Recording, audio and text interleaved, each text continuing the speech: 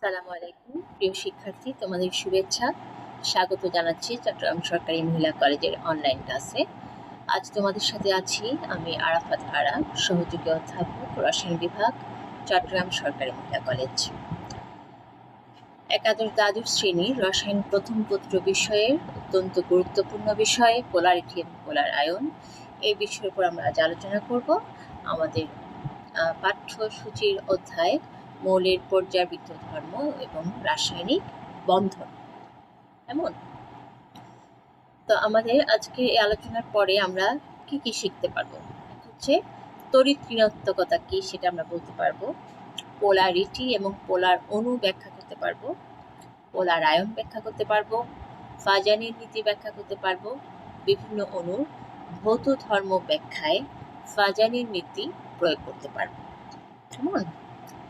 তাহলে আমরা প্রথমে আসছি কি পোলারিটি। পোলারিটি কথাটা আসছে সমযোজী যৌগের আয়নিক বৈশিষ্ট্য। পোলারিটি বলতে আমরা এটা বুঝবো, পোলারিটি কখন হবে যখন সমযোজী যৌগগুলোর আয়নিক বৈশিষ্ট্য লাভ করবে। সমযোজী যৌগের আয়নিক বৈশিষ্ট্য বলতে আমরা জানি যে আয়নিক যৌগগুলোর কিছু বিশেষ ধর্ম আছে, যেমন এরা পানিতে দ্রবণীয় হয়, এদের গলনাঙ্ক স্ফুটনাঙ্ক অনেক বেশি হয়, তারপরে এরা গলিত বা দ্রবীভূত অবস্থায় বিদ্যুৎ পরিবহন করে, এরকম কিছু ধর্ম আছে আয়নিক যৌগের। আবার সমযোজী যৌগগুলো কীরকম? এরা সাধারণত পানিতে অদ্রবণীয়, এদের গলনাঙ্ক স্ফুটনাঙ্ক কম হয়, তড়িৎ পরিবাহী হয় না। এগুলো হচ্ছে সমযোজী যৌগের কতগুলো সাধারণ বৈশিষ্ট্য। তো সমযোজী যৌগের আয়নিক বৈশিষ্ট্য বলতে আমরা বুঝবো যৌগটা সমযোজী, কিন্তু সে আয়নিক যৌগের মতো পানিতে দ্রবীভূত হচ্ছে, তার গলনাঙ্ক বেশি হচ্ছে স্বাভাবিকের চেয়ে, স্ফুটনাঙ্ক বেশি হচ্ছে স্বাভাবিকের চেয়ে। এই ধর্মগুলো ব্যাখ্যা করার জন্য আমাদের যে বিষয়টি দরকার সেটা হচ্ছে বেশি সম্পর্কে আমাদের জানা দরকার, সেটা হচ্ছে পোলারিটি বা সমযোজী যৌগের আয়নিক বৈশিষ্ট্য। তাহলে পোলারিটিটা কি আমরা দেখি কিভাবে আমরা এটা বুঝবো। হ্যাঁ, সমযোজী যৌগ, পোলারিটি কার ধর্ম? সমযোজী যৌগের ধর্ম।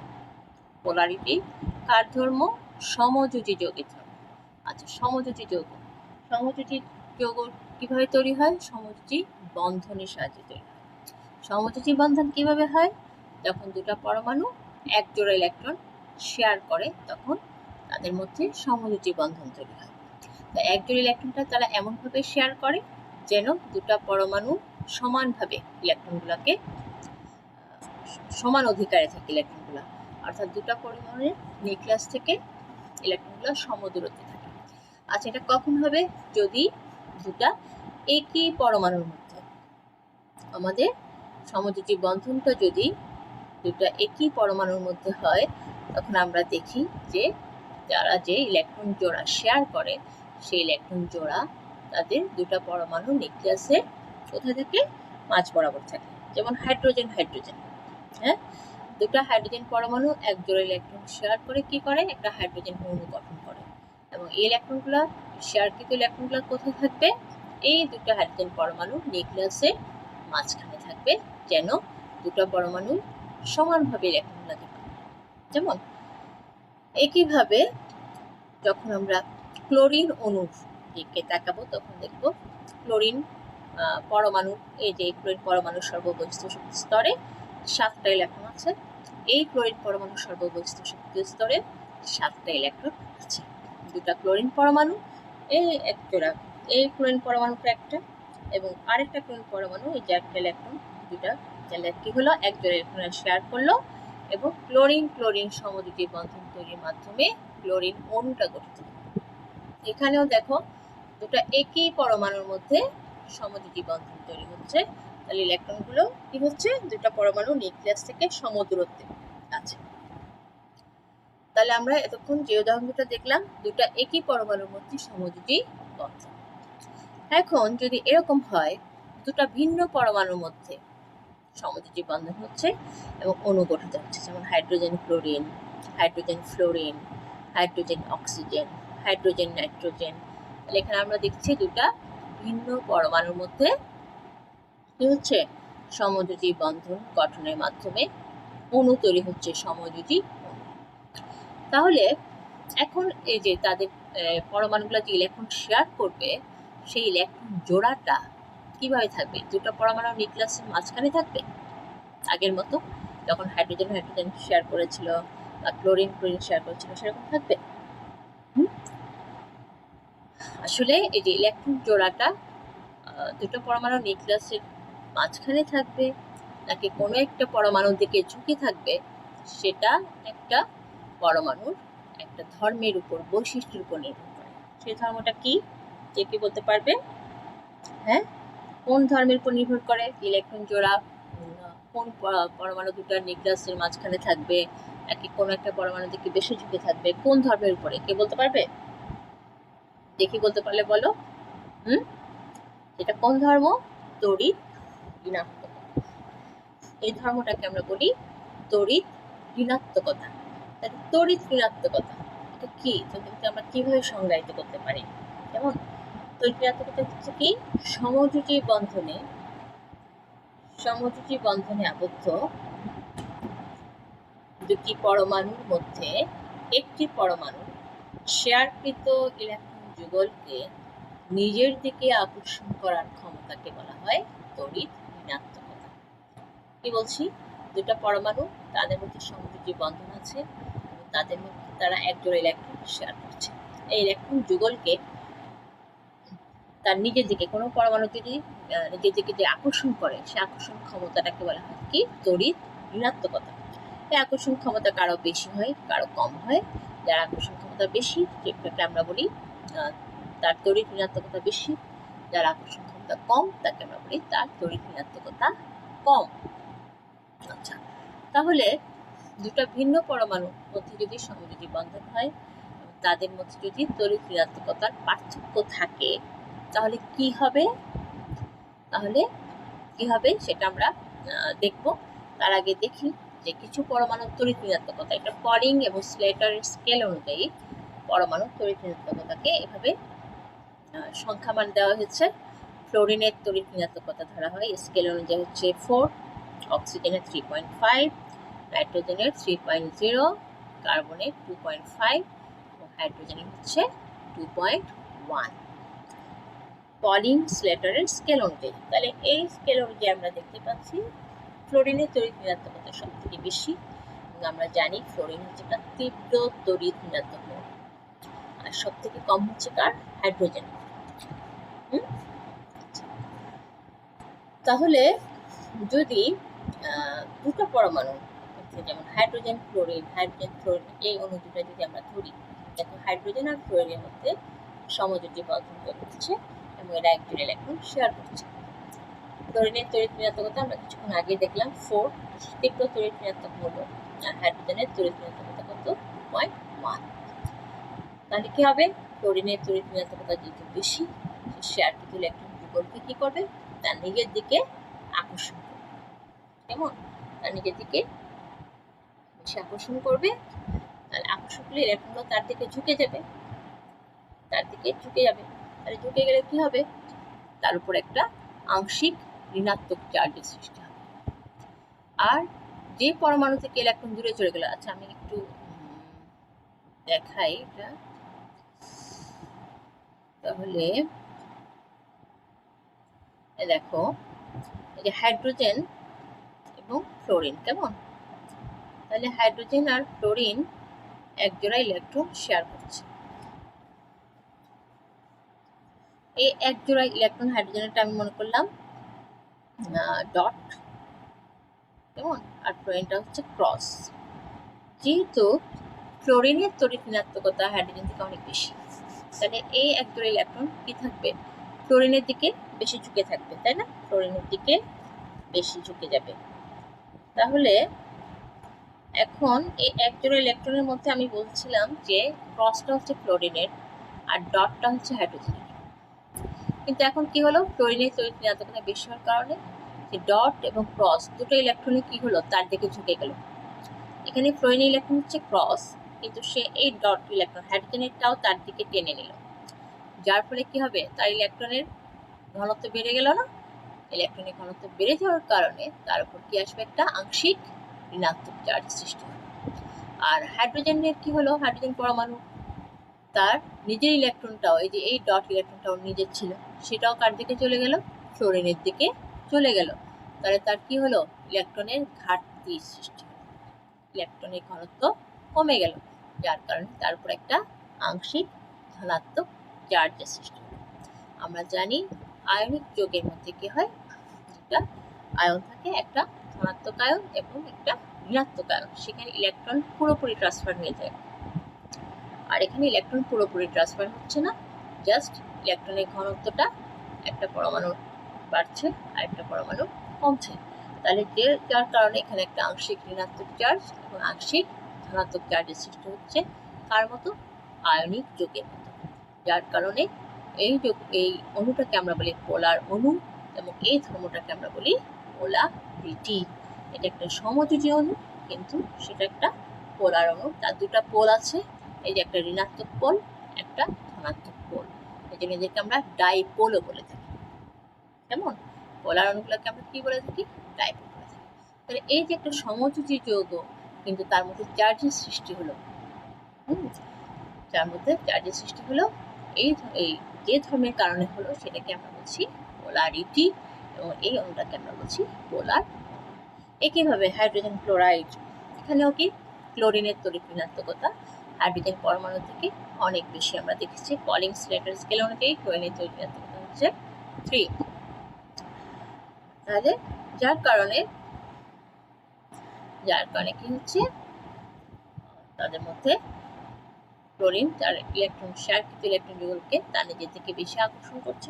আকর্ষণ করার কারণে ক্লোরিনের উপর একটা আংশিক ঋণাত্মক চার্জ এবং হাইড্রোজেনের উপর একটা আংশিক ধনাত্মক চার্জের সৃষ্টি হচ্ছে। অর্থাৎ হাইড্রোজেন ক্লোরাইড এই অণুটাও একটা কি হচ্ছে, পোলার অণু হয়ে যাচ্ছে। এখানে দুটো পোল আছে, যে ঋণাত্মক পোল এবং ধনাত্মক পোল আছে, এবং এই ধর্মটাকে বলা হচ্ছে কি, পোলারিটি। তাহলে আমরা বুঝলাম পোলারিটি কি, ঠিক না, পোলারিটি পোলার অণু কি সেটা আমরা বুঝলাম। আর এই পোলারিটির কারণে কি হয়, সমযোজী যৌগগুলি আয়নিক যৌগের বৈশিষ্ট্য লাভ করে। যারা পানিতে দ্রবণীয় হয়, তাদের গলনাঙ্ক স্ফুটনাঙ্ক অনেক বেশি হয়। হ্যাঁ, এই ধর্মগুলো যেগুলো আয়নিক যৌগের ধর্ম, সেগুলো তাদের মধ্যে চলে আসে। তাহলে আমরা এখন দেখি পোলারিটিকে আমরা কিভাবে সংজ্ঞায়িত করব। সমযোজী বন্ধনে আবদ্ধ দুটি পরমাণুর মধ্যে একটি পরমাণু তড়িৎ ঋণাত্মকতা অপরটি অপেক্ষা বেশি হলে সেই পরমাণুটি শেয়ারকৃত ইলেকট্রন যুগলকে নিজের দিকে বেশি আকর্ষণ করে, ফলে পরমাণুটি আংশিক ঋণাত্মক চার্জ এবং অন্য পরমাণুটি আংশিক ধনাত্মক চার্জ লাভ করে। অণুর এ ধর্মকে পোলারিটি বলে, এবং অণুটিকে বলা হয় পোলার অণু। কি বলা হয়, পোলার। তাহলে বোঝা গেছে পোলারিটি কি এবং পোলার অণু কি। আশা করি সবাই বুঝতে পেরেছ। তাহলে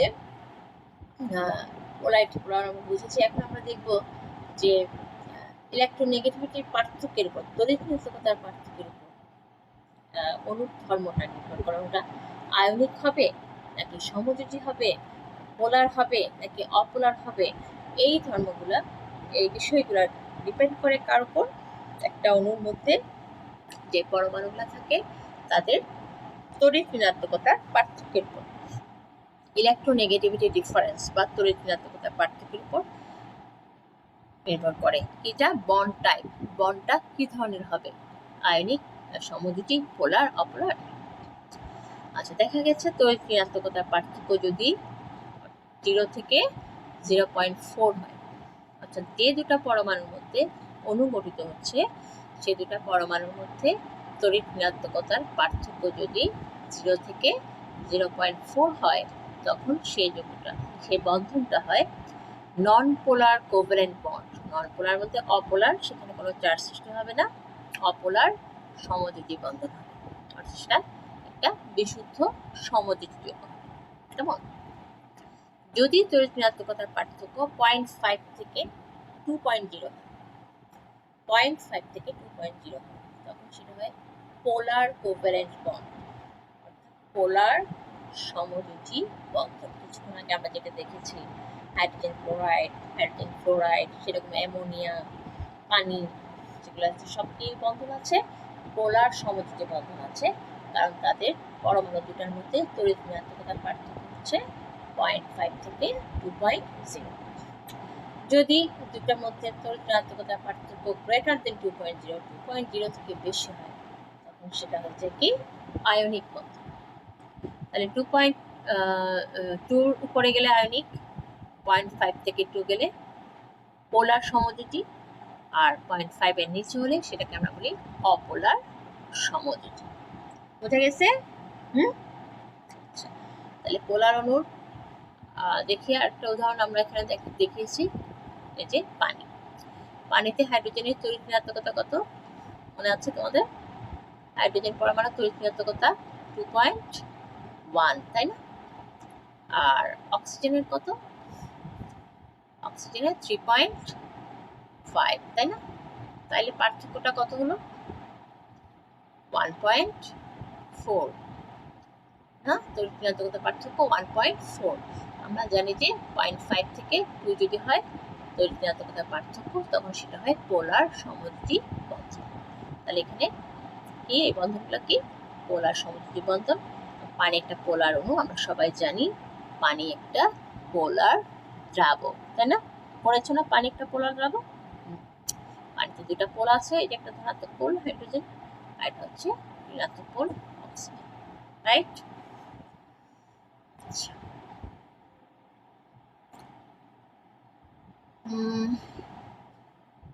তাহলে আমরা পোলারিটি সমযোজী যোগের আয়নিক বৈশিষ্ট্য জানলাম। এখন ঠিক উল্টাটা, পোলারিটি উল্টা হচ্ছে কি পোলার আয়ন। এবং এখানে আমরা কি পড়বো? আয়নিক যৌগের সমযোজী বৈশিষ্ট্য। আমরা এতক্ষণ যেটা পড়েছি সেটা হচ্ছে সমযোজী যৌগের আয়নিক বৈশিষ্ট্য, এখন যেটা পড়বো সেটা হচ্ছে আয়নিক যৌগের সমযোজী বৈশিষ্ট্য। আসলে কোনো যৌগ বা কোনো অণু 100% আয়নিক হয় না বা 100% সমযোজী হয় না। সব সমযোজী যৌগের মধ্যে কি থাকে? কিছুটা পার্সেন্টেজ আয়নিক বৈশিষ্ট্য থাকে, আবার আয়নিক যৌগের মধ্যেও কিছুটা পার্সেন্টেজ হলেও সমযোজী বৈশিষ্ট্য থাকে। তো এই বিষয়টাকে বলা হচ্ছে আয়নিক যৌগের সমযোজী বৈশিষ্ট্য যেমন দেখায়, সেটার কারণ হচ্ছে পোলার আয়ন। পোলার আয়ন, হ্যাঁ, পোলার আয়নটা কি আমরা একটু বুঝি কেমন। একটা আয়নিক যৌগের মধ্যে আমরা জানি দুটো চার্জ থাকে, একটা পজিটিভ চার্জ ক্যাটায়ন, আর একটা হচ্ছে নেগেটিভ চার্জ এনায়ন। ক্যাটায়ন এবং এনায়ন থাকে, তাই না? আয়নিক যৌগের মধ্যে দুটো আয়ন থাকে, একটা হচ্ছে ক্যাটায়ন, একটা হচ্ছে এনায়ন। ক্যাটায়নগুলো সাধারণত ছোট আকারের হয়, এনায়নগুলোর আকার হয় একটু বড়। এখন এই যে আয়নিক যৌগের মধ্যে ক্যাটায়ন এনায়ন যখন থাকে কাছাকাছি, তখন তাদের মধ্যে কিছু জিনিস কাজ করে। দেখো কি জিনিসগুলো? একটা হচ্ছে এই যে ক্যাটায়নের যে নিউক্লিয়াস, সেটা এনায়নের নিউক্লিয়াসকে বিকর্ষণ করে। পজিটিভ নিউক্লিয়াস, পজিটিভ নিউক্লিয়াস, ক্যাটায়নের নিউক্লিয়াস এনায়নের নিউক্লিয়াসকে কি করে? বিকর্ষণ করে, রাইট? আচ্ছা, তারপর ক্যাটায়নের নিউক্লিয়াস এনায়নের ইলেকট্রন মেঘকে আকর্ষণ করে। এই যে এনায়নের এটা নিউক্লিয়াস, তার চারপাশে কি আছে? ইলেকট্রন মেঘ আছে, তাই না? তাহলে ক্যাটায়নের নিউক্লিয়াস এনায়নের ইলেকট্রন মেঘকে কি করে? আকর্ষণ করে, রাইট? তারপর দেখো ক্যাটায়নের যে ইলেকট্রন মেঘ, ক্যাটায়ন যদিও পজিটিভ চার্জ, তার নিউক্লিয়াসের চারিদিকে কি আছে? ইলেকট্রন আছে, তাই তো? ক্যাটায়নের ইলেকট্রন মেঘ এনায়নের ইলেকট্রন মেঘকে বিকর্ষণ করে। তাহলে কি হলো? এই যে নিউক্লিয়াসের সাথে নিউক্লিয়াসের বিকর্ষণ, এই নিউক্লিয়াসের সাথে ইলেকট্রনের আকর্ষণ, এবং এই ইলেকট্রনের সাথে এনায়নের ইলেকট্রনের বিকর্ষণ। এই তিন ধরনের আকর্ষণ বিকর্ষণের নেট রেজাল্ট হচ্ছে আলটিমেটলি ক্যাটায়নের নিউক্লিয়াসটা এনায়নের ইলেকট্রন মেঘকে তার নিজের দিকে আকর্ষণ করে। এই সব কিছুর মধ্যে যেটা জোরালো হয়, সবকিছু নেট রেজাল্ট, অর্থাৎ আকর্ষণ বিকর্ষণগুলো প্লাস মাইনাস করে নেট রেজাল্টটা হচ্ছে ক্যাটায়নের নিউক্লিয়াস এনায়নের ইলেকট্রন মেঘকে আকর্ষণ করে। তাহলে আকর্ষণ করলে কি হবে, ইলেকট্রন মেঘটা ক্যাটায়নের দিকে কি হবে, ক্যাটায়নের নিউক্লিয়াসের দিকে, ক্যাটায়নের নিউক্লিয়াসের দিকে কি হবে, এভাবে সরে আসবে। এটাকে বলা হয় ক্যাটায়ন দ্বারা এনায়নের ইলেকট্রন মেঘের বিচ্যুতি বা পোলারায়ন বা পোলারাইজেশন। ক্যাটায়ন দ্বারা এনায়নের ইলেকট্রন মেঘের বিচ্যুতি, ডিফরমেশন বলা হয়।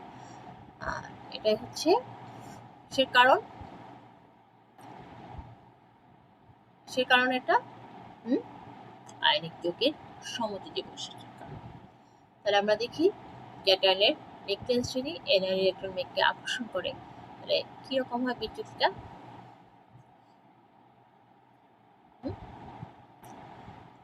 এই যে ক্যাটায়ন এবং এনায়ন আছে একটা আয়নিক যৌগের মধ্যে,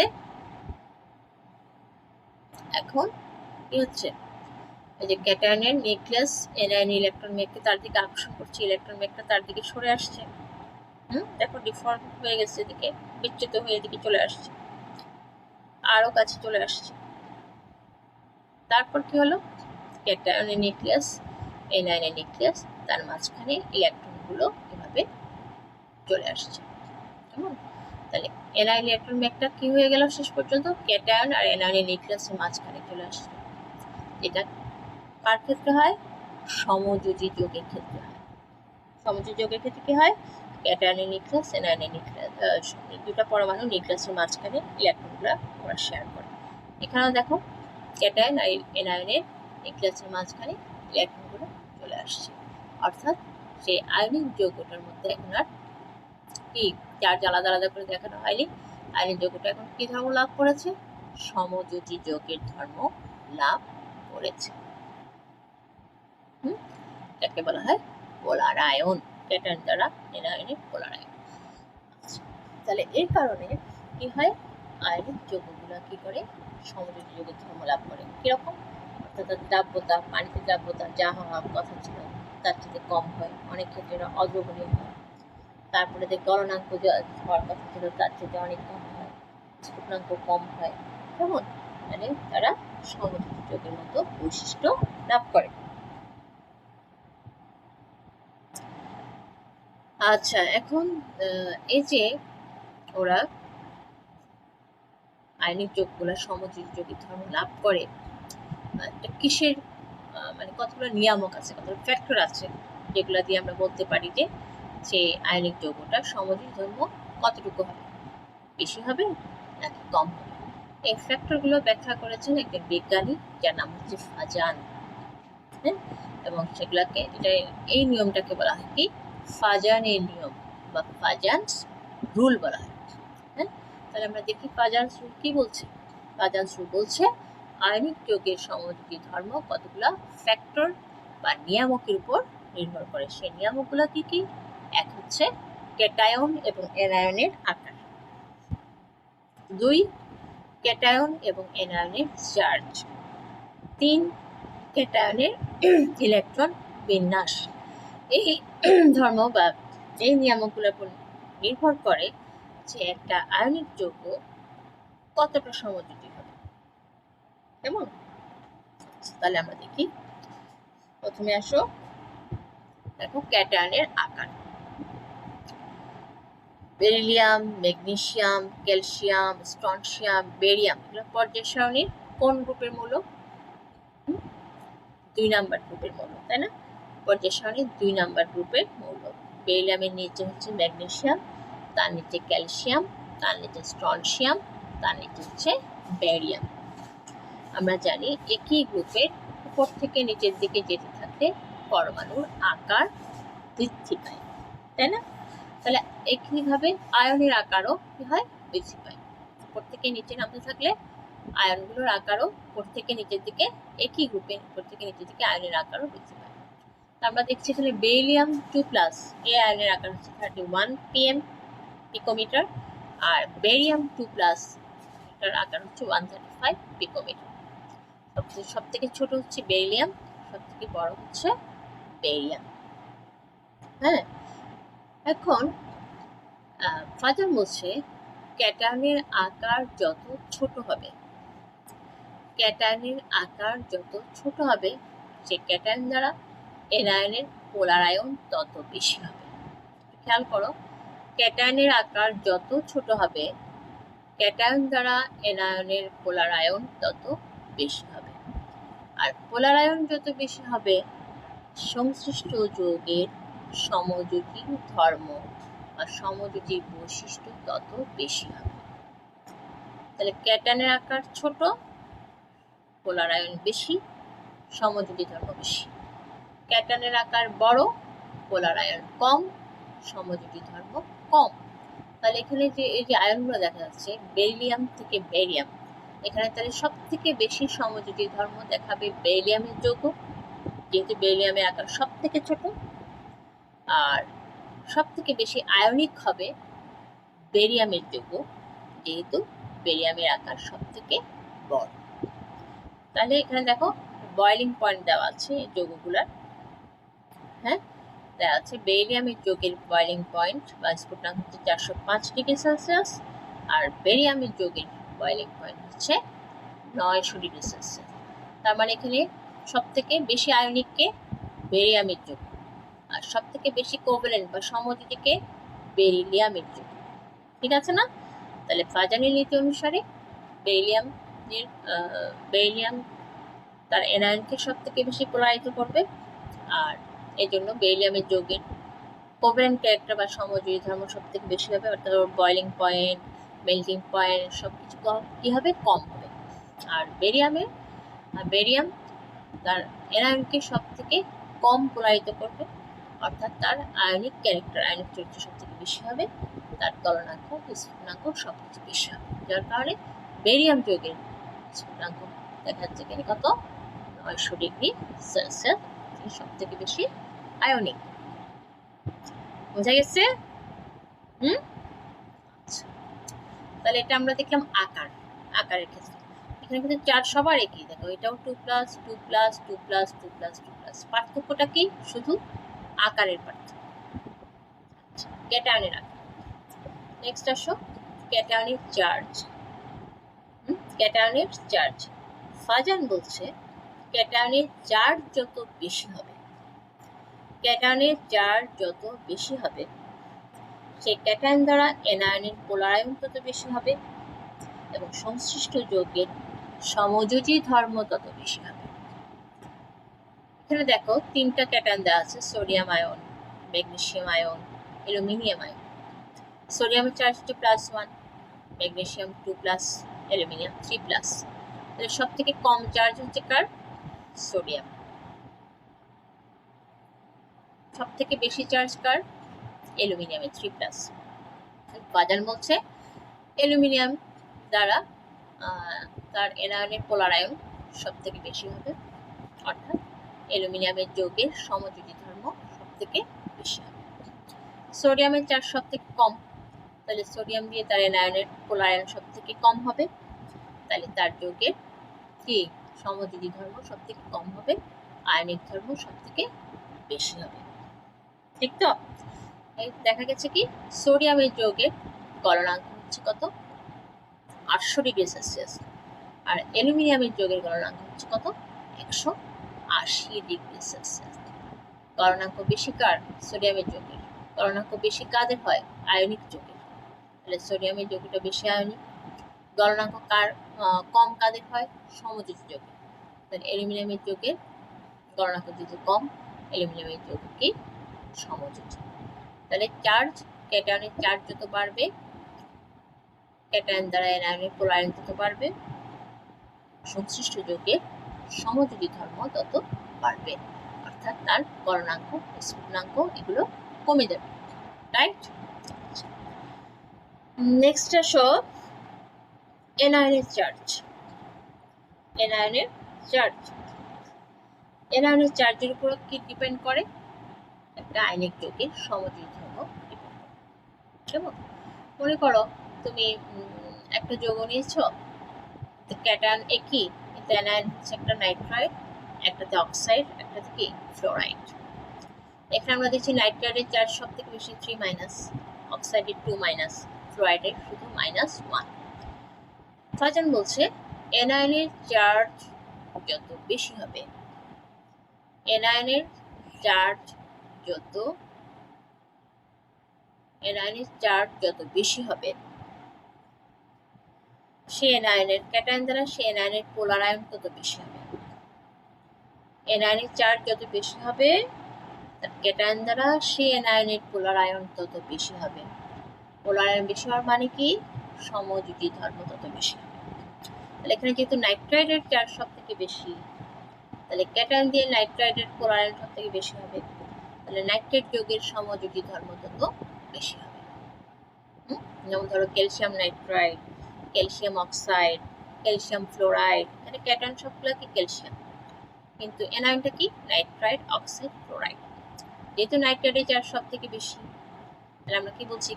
তাহলে তার পোলার আয়ন সব থেকে বেশি। পোলার আয়ন বেশি মানে কি? কোভ্যালেন্ট ক্যারেক্টার বেশি। তাহলে ক্যালসিয়াম নাইট্রাইডের কোভ্যালেন্ট ক্যারেক্টার সব থেকে বেশি। তারপর হচ্ছে ক্যালসিয়াম অক্সাইড, তারপর হচ্ছে ক্যালসিয়াম ফ্লোরাইড। বোঝা গেছে? আশা করি বোঝা গেছে। আর তোমাদের যদি বুঝতে সমস্যা হয়, কথাগুলো যদি মনে হয় যে খুব তাড়াতাড়ি কথা বলছি আমি, তাহলে তোমরা কি করবে? একটু পজ দিয়ে দিয়ে ভিডিওটা দেখবে, কেমন? মানে যতটুকু বুঝে আসছে ততটুকু দেখার পর একটু পজ দিবে, তারপর আবার করবে, অন করবে, আবার দেখবে। এভাবে একটু পরপর পজ দিয়ে দিয়ে তোমরা ভিডিওটা দেখবে এবং বোঝার চেষ্টা করবে, এবং অবশ্যই লিখে রেখে পড়বে। কেমন? আচ্ছা, আরেকটা কে আছে, সেটা হচ্ছে এনআয়নের আকার। এনআয়নের আকারের উপরে কি নির্ভর করে? পোলার আয়নটা নির্ভর করে। এনআয়নের আকার যত বড় হবে, কি বলছে ফাজান? কি বলছে? এনআয়নের আকার যত বড় হবে, ক্যাটায়ন দ্বারা এনআয়নের পোলার আয়ন তত বেশি হবে, তার সমযোজী চরিত্র তত বেশি হবে। যেমন আমরা এখানে হচ্ছে ক্লোরাইড, ক্লোরাইড, ব্রোমাইড, আয়োডাইড, চারটা আয়ন। আমরা জানি এখানে সব থেকে বড় হচ্ছে আয়োডাইড, তার আকার কত? 220 পিকোমিটার। সব থেকে ছোট হচ্ছে ফ্লোরাইড, কত? 133 পিকোমিটার। তাহলে ফাজান বলছে আয়োডাইডের পোলার আয়ন সব থেকে বেশি। যেমন ধরো আমরা যদি ক্যাটায়নটা নিই সিলভার, প্রত্যেক ক্ষেত্রে সিলভার ক্যাটায়ন নিলাম, তাহলে যৌগগুলো কি হচ্ছে? Silver fluoride, silver chloride, silver bromide, silver iodide. এখানে আয়োডাইড কিন্তু সব থেকে বড়। তাহলে কার পোলার আয়ন সব থেকে বেশি হবে? আয়োডাইডের পোলার আয়ন সব থেকে বেশি হবে। তাহলে কি পোলার আয়ন সব থেকে বেশি হওয়া মানে কি? তার সমযোজী চরিত্র বেশি হবে। তাহলে সিলভার আয়োডাইডের সমযোজী চরিত্র সব থেকে বেশি। আর সব থেকে বেশি আয়নিক কে? সিলভার ফ্লোরাইড, কারণ ফ্লোরাইডের আকার সব থেকে ছোট। সিলভার ফ্লোরাইড সব থেকে বেশি আয়নিক, এদিকে সিলভার আয়োডাইড সব থেকে বেশি কোভ্যালেন্ট বা সমযোজী। কিভাবে বুঝলাম? যদি আমরা এই যৌগগুলোকে ভিন্ন ভিন্ন ভাবে পানিতে দিই, দেখা যাবে সিলভার ফ্লোরাইডটা পানিতে দ্রবীভূত হয়ে গেছে, কিন্তু silver chloride, silver bromide, silver iodide এরা কেউ পানিতে দ্রবীভূত হয়। আমরা জানি পানিতে কারা দ্রবীভূত হয়? আয়নিক যৌগগুলো পানিতে দ্রবীভূত হয়। সিলভার ফ্লোরাইড দ্রবীভূত কেন হলো? কারণ তার আয়নিক চরিত্র বেশি, ফ্লোরাইড আয়নের আকার ছোট, আয়নিক চরিত্র বেশি। আর এরা কেন দ্রবীভূত হলো না? কারণ তাদের আয়নের আকার বড়, তাদের কোভ্যালেন্ট চরিত্র বেশি, এই জন্য তারা পানিতে দ্রবীভূত হলো না। হলো কি? শুধু সিলভার ক্লোরাইড। তো পরীক্ষার সময় আমাদের ফাজানের নীতি থেকে অনেক ধরনের প্রশ্ন আসে, যেমন এখন একটা বললাম, ব্যাখ্যা করো সিলভার ফ্লোরাইড পানিতে দ্রবীভূত হয় কিন্তু সিলভার ক্লোরাইড পানিতে দ্রবীভূত হয় না। যেমন তারপরে আসতে পারে সোডিয়াম ক্লোরাইডের গলনাঙ্ক বেশি কিন্তু অ্যালুমিনিয়াম ক্লোরাইডের গলনাঙ্ক কম, কেন? ব্যাখ্যা করো। অথবা এরকম অনুধাবনের প্রশ্ন এসে প্রয়োগের প্রশ্ন আসতে পারে, যে সৃজনশীল প্রশ্নের মধ্যে প্রয়োগের যে প্রশ্নগুলো সেখান থেকে আসতে পারে, নানা রকমের প্রশ্ন হতে পারে। তো আমরা সব প্রশ্নগুলো উত্তর দিতে পারবো যদি আমাদের এই ফাজানের নিয়মটা ভালোভাবে পড়া থাকে, আমরা যদি বুঝতে পারি ফাজানের নিয়মটা ভালো করে। আর এই প্রশ্নগুলো আনসার দেওয়ার ক্ষেত্রে আমাকে অবশ্যই ফাজানের নিয়ম কথাটা উল্লেখ করতে হবে। এই ধরনের যদি কোনো প্রশ্ন আসে যে সিলভার ফ্লোরাইড কেন পানিতে দ্রবণীয়, সিলভার ফ্লোরাইড কেন নয়, বা সোডিয়াম ক্লোরাইডের গলনাঙ্ক বেশি আর অ্যালুমিনিয়াম ক্লোরাইডের গলনাঙ্ক কম কেন, বা ফেরাস ক্লোরাইড এবং ফেরিক ক্লোরাইড এই দুটার মধ্যে কার গলনাঙ্ক বেশি হবে এবং কেন, এই ধরনের প্রশ্নগুলোর আনসার দিতে হলে আমাকে অবশ্যই ফাজানের নিয়ম কথাটা উল্লেখ করতে হবে। ফাজানের নিয়ম অনুসারে আমাকে এটা ব্যাখ্যা করতে হবে, কারণ এই সব যেগুলো উদাহরণগুলো বললাম সেগুলো হচ্ছে কি ফাজানের নিয়মের অ্যাপ্লিকেশন বা প্রয়োগ। আমি যদি ফাজানের নিয়ম কথাটা উল্লেখ না করি তাহলে কিন্তু আমার নাম্বার কমে যাবে। ঠিক আছে, তাহলে আজকে আমাদের আরেকটা ফ্যাক্টর ছিল ক্যাটায়নের ইলেকট্রন বিন্যাস, ক্যাটায়নের চার্জ, ক্যাটায়নের আকার, অ্যানায়নের আকার আমরা এক্সপ্লেন করেছি, ক্যাটায়নের চার্জ, অ্যানায়নের চার্জ আমরা এক্সপ্লেন করেছি। এখন যেটা লাস্ট ছিল আমাদের সেটা কি ছিল, ক্যাটায়নের ইলেকট্রন বিন্যাস। আচ্ছা, এখানে খুব সিম্পল একটা উদাহরণ আমরা নিয়েছি, একটা হচ্ছে সোডিয়াম আয়ন, একটা হচ্ছে কিউপ্রাস আয়ন। কেমন, সোডিয়াম আয়নের ইলেকট্রন বিন্যাস হচ্ছে 1:2:2p6, আর কিউপ্রাস আয়নের 1:2:2p6, 3:3p6, 3d10। এবং আচ্ছা, তাহলে এই দেখো দুটার মধ্যে ইলেকট্রন বিন্যাস পার্থক্য কি, সোডিয়াম আয়নের ক্ষেত্রে সর্ববহিষ্ঠ শক্তি স্তরে ইলেকট্রন আছে কয়টা, s অরবিটালে 2টা, p অরবিটালে 6টা। আর কিউপ্রাস আয়নের সর্ববহিষ্ঠ শক্তি স্তরে ইলেকট্রন কি, s অরবিটালে 2টা, p অরবিটালে 6টা, p অরবিটালে 10টা, মোট 18টা ইলেকট্রন, তার মধ্যে d তে আছে 10টা। সোডিয়াম আয়ন এবং ক্লোরাইড আয়ন, কিউপ্রাস আয়ন দেখো দুটার ব্যাসার্ধ কিন্তু কাছাকাছি, সোডিয়াম আয়ন হচ্ছে 0.95 অ্যাংস্ট্রম আর কিউপ্রাস আয়ন হচ্ছে 0.96 অ্যাংস্ট্রম, দুটার ব্যাসার্ধ কিন্তু একদমই কাছাকাছি। কিন্তু গলনাঙ্ক যদি আমরা দেখি, সোডিয়ামের ক্লোরাইডের গলনাঙ্ক হচ্ছে 801 ডিগ্রি সেলসিয়াস আর কিউপ্রাস ক্লোরাইডের গলনাঙ্ক হচ্ছে 442 ডিগ্রি সেলসিয়াস, অনেক কম। তাহলে এই জিনিসটা কেন কম, ওদের আকার একই, চার্জও একই, এটা +1 এটা +1, তাহলে আমরা এটা কি দিয়ে ব্যাখ্যা করতে পারবো গলনাঙ্ক কম কেন, এটা ব্যাখ্যা করা হয়েছে এই যে ইলেকট্রন বিন্যাস এই নিয়মটা অনুযায়ী। কি বলছে ফাজান, যাদের এসব ক্যাটায়নের সর্ববহিষ্ঠ স্তরে s এবং p স্তরে ইলেকট্রন আছে তাদের চাইতে যাদের s, p এবং d তিনটা স্তরে ইলেকট্রন আছে সর্ববহিষ্ঠ শক্তি স্তরে, সেই ইলেকট্রন বিন্যাসযুক্ত ক্যাটায়নগুলো তাদের এনায়নকে বেশি পোলারাইত করে। বেশি পোলারাইত করার মানে কি, সেই সমস্ত যৌগগুলোর কোভ্যালেন্ট ক্যারেক্টারটা বেশি হয়, সমযোজী ধর্ম বেশি হয়। সমযোজী ধর্ম বেশি হয় মানে তাদের গলনাঙ্ক, স্থূলাঙ্ক সবকিছু কমে যায়, রাইট। তাহলে কিউপ্রাস ক্লোরাইডের গলনাঙ্ক এই কারণে হচ্ছে 442 ডিগ্রি সেলসিয়াস, সোডিয়াম ক্লোরাইডের গলনাঙ্ক হচ্ছে 801 ডিগ্রি সেলসিয়াস। তাহলে আমার যদি প্রশ্ন আসে কিউপ্রাস ক্লোরাইড এর গলনাঙ্ক, কিউপ্রাস আয়ন এবং সোডিয়াম আয়নের আকারে কি, চার্জে কি, কিন্তু কেন কিউপ্রাস ক্লোরাইডের গলনাঙ্ক সোডিয়াম ক্লোরাইড থেকে কম, তাহলে আমাকে ফাজানের নিয়ম অনুযায়ী ইলেকট্রন বিন্যাস এই ফ্যাক্টরটা দিয়ে আমাদেরকে ব্যাখ্যা করতে হবে। ঠিক আছে, তাহলে আজকে আমরা অনেক গুরুত্বপূর্ণ একটা বিষয় পড়লাম, কেমন, যেটার উপর আমাদের অনেক প্রশ্ন আসে, যেটার উপর আমাদের অনেক এমসিকিউ আসে।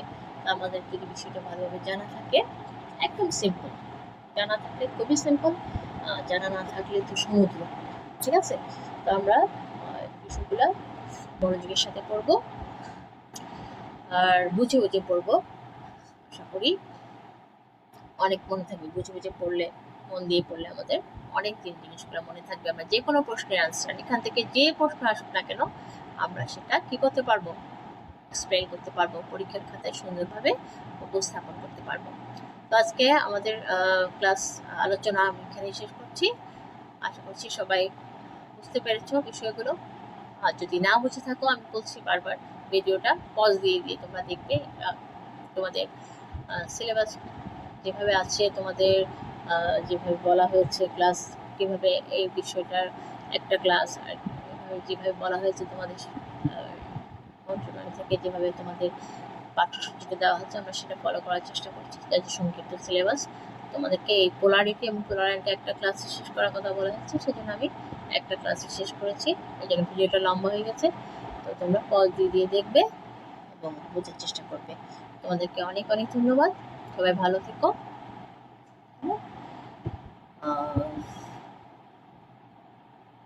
সবাইকে আবারও ধন্যবাদ এবং শুভাশীষ জানিয়ে শেষ করছি। আল্লাহ হাফেজ।